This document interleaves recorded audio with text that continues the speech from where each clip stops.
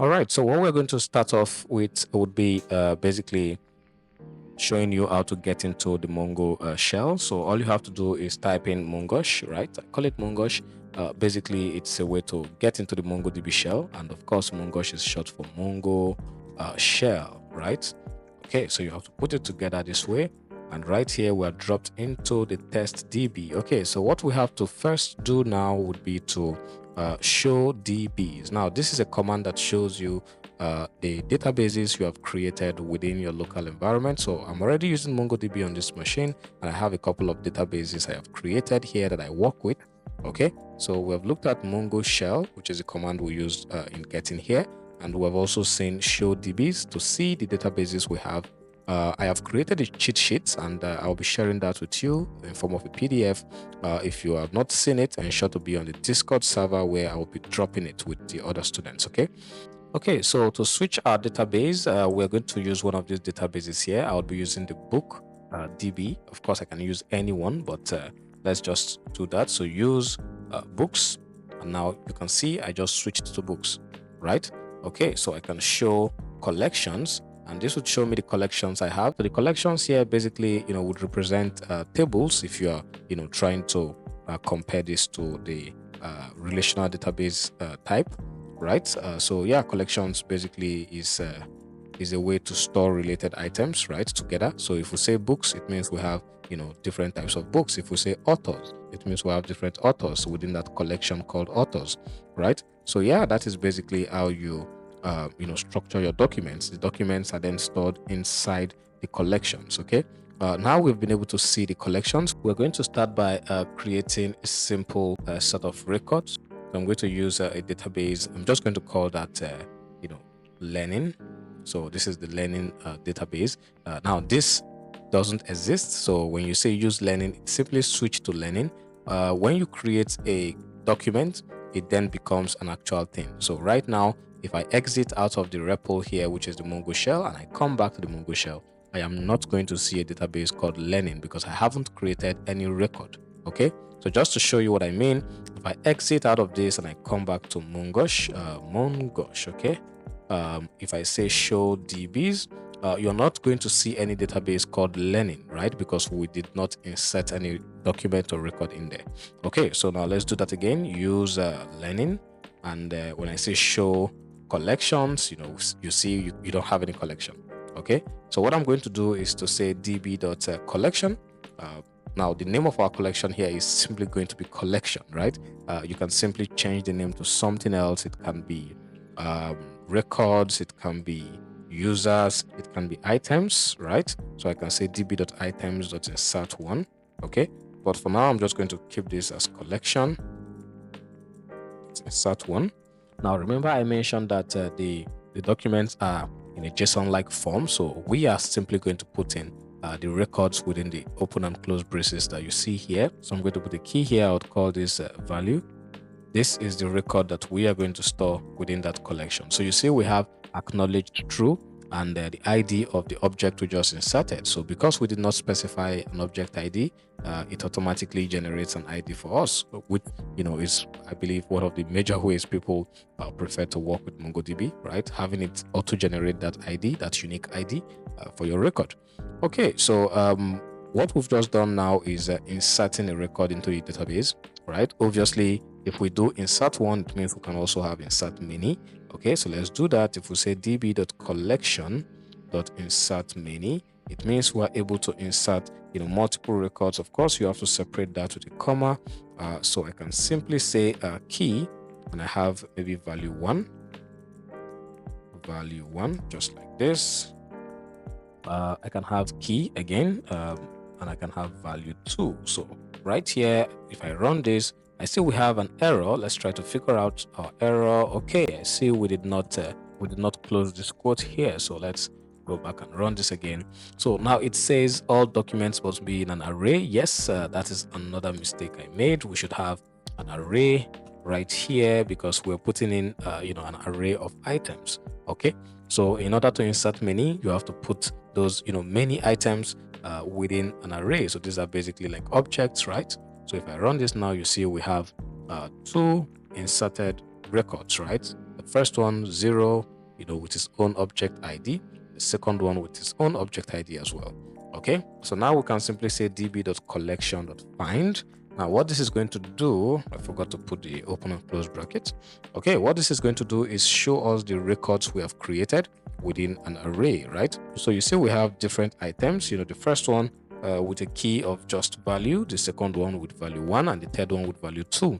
So we've been able to create 3 records within this collection, and we're able to get all those items by simply saying db.collection.find.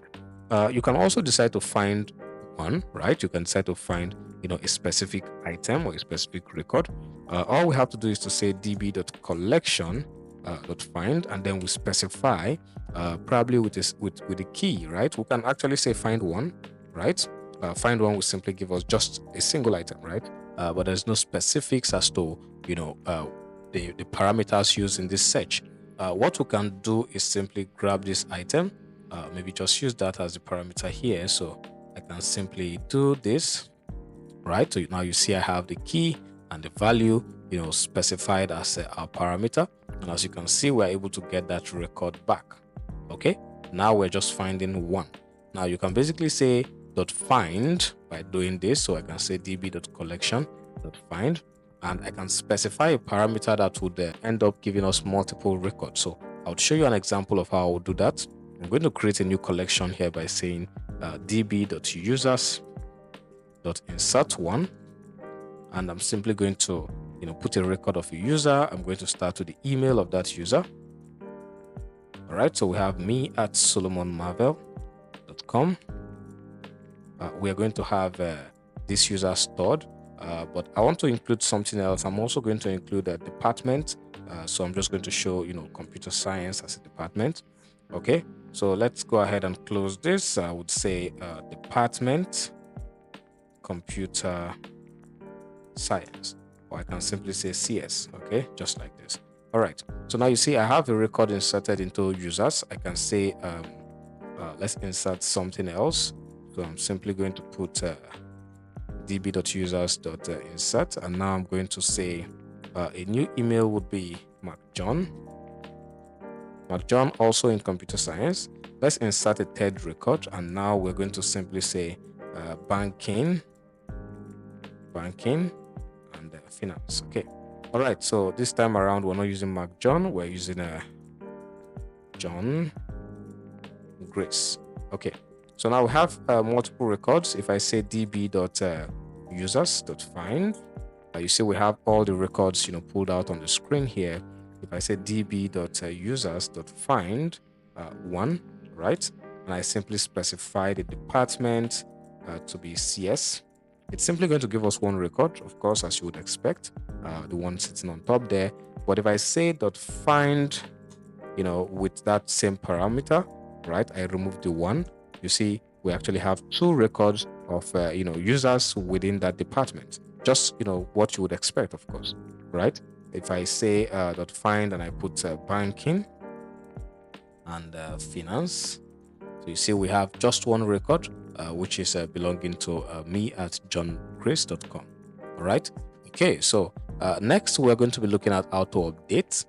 Now, in order to update records here, what we're simply going to do is use the update command, right? The update command would look like this. So I can simply say db.collection. By the way, we can update our user record. So let's say users.update1.